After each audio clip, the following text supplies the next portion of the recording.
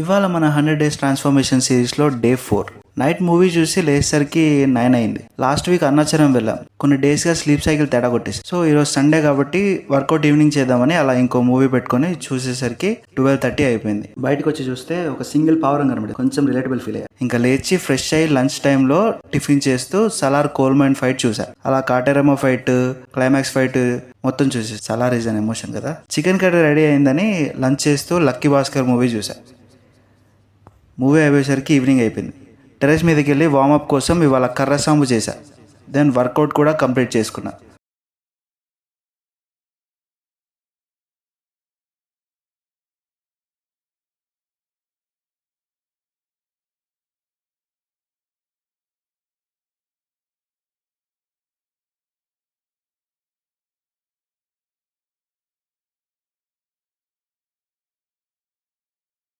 చూస్తే దూరంగా వర్షం స్టార్ట్ అయ్యి మన సైడే వస్తున్నట్టు అనిపించింది. అలా కాసేపు వర్షంలో సాంగ్స్ వింటూ వెళ్ళి ఫ్రెష్ అప్ అయ్యా.